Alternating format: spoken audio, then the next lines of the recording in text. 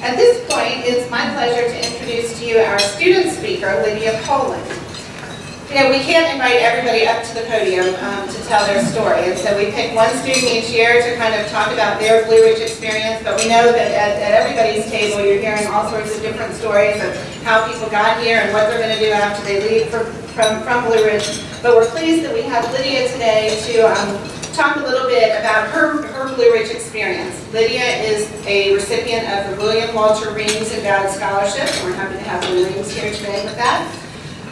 If you don't know much about our Vet Tech program, which is the scholarship is in our veterinary technology program, I will let you know it's a very competitive program to get into. So whereas Blue Ridge has typically an open admission policy, the Vet Tech program in specific is a very competitive program to get into. And then once the student is in it, it's a very rigorous program to be in.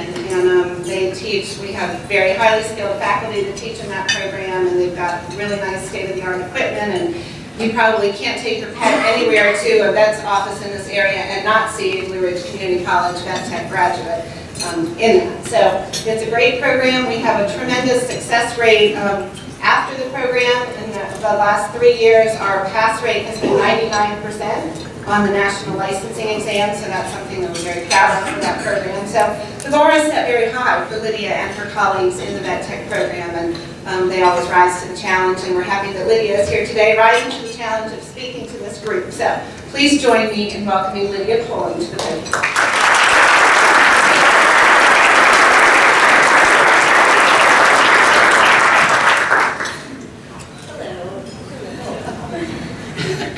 Thank you to everyone who, by donation of their time, money, or simply words of encouragement, has enabled me to be here. If there's one thing I've learned in the last year, it's the fact that the veterinary profession as a whole is an incredibly multifaceted field. Vet techs must be proficient in communication skills, both written and spoken, and must remain calm in times of excitement and extreme stress. I think I've had valuable practice in those things simply by preparing for this speech. But in all honesty, so many important life skills are either learned or must be learned to come to the place where I am now. When I was very young, I wanted to be an author. In my first story, I wrote about the tragic death of one of my kittens. Thankfully, my topics became more uplifting over the years.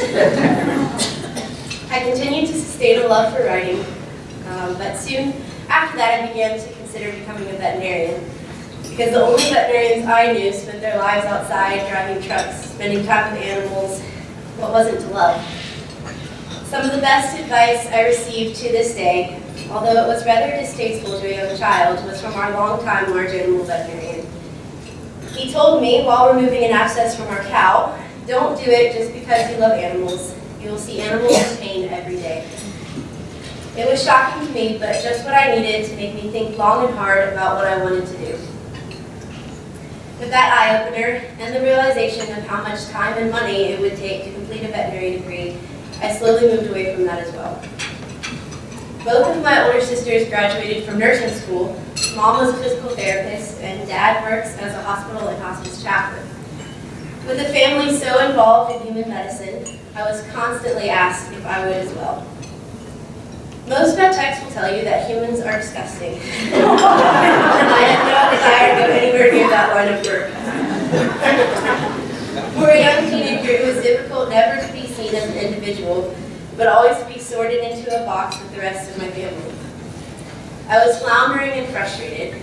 I felt that I was a disappointment and a failure because I had yet to figure out where I fit in. From the pendulum swing away from anything involving human medicine and a lifelong knack for communicating with animals, I began to volunteer with St. Francis Service Dogs. I volunteered for 5 years, first as a groomer and gradually moving into puppy raising. I trained many puppies for the first year of their lives and firmly believed that my life's course was set as a trainer. Little by little, and for many reasons, my dream of pursuing that career fell apart, and through many tears, I began to, again, consider where I needed to direct my future. For several miserable months, out of desperation, I worked at a private home for elderly ladies.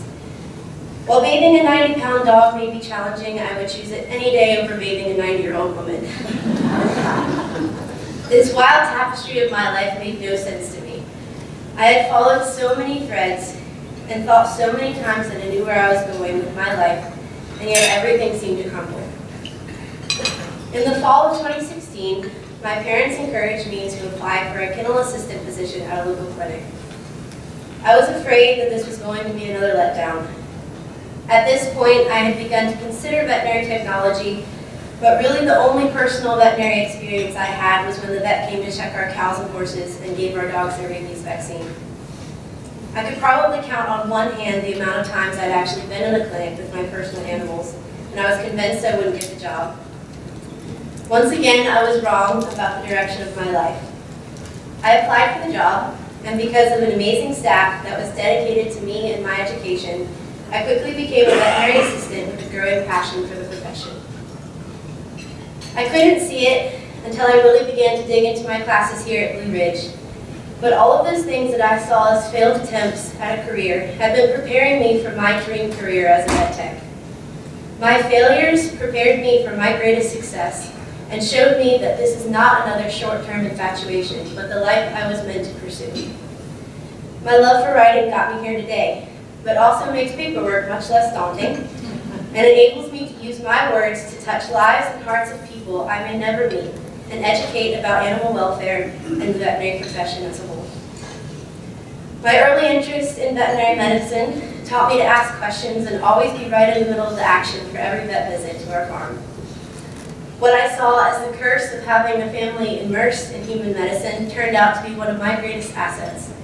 I can now carry on extremely intelligent sounding conversations about anything from medications to IV fluid pumps, and no one at home thinks I'm crazy for loving anatomy.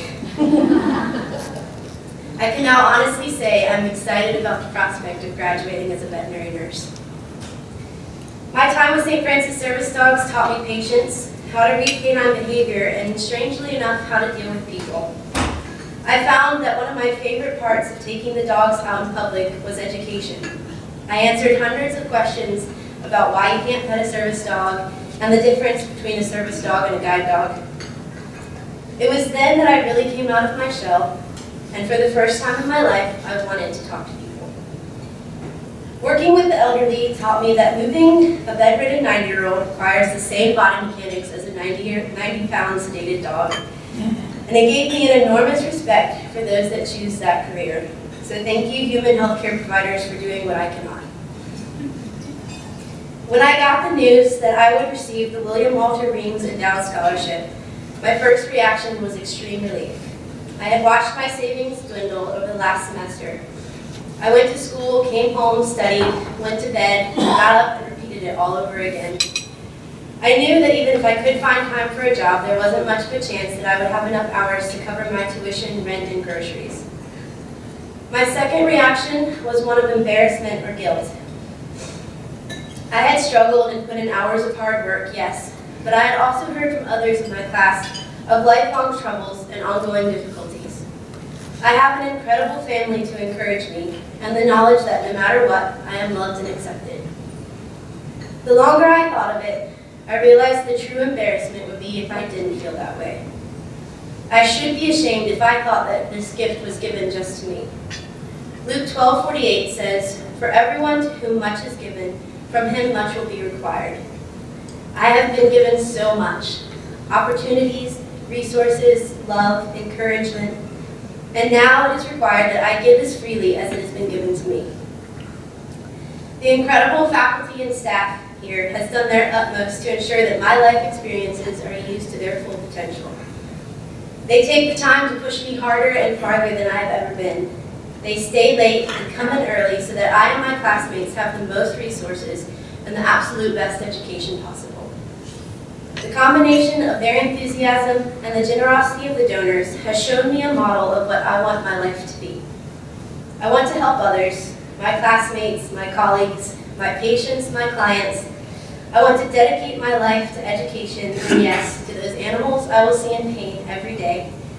Because if I can help to alleviate the pain of one animal and to bring relief to the heart of their owner, it will have been worth it.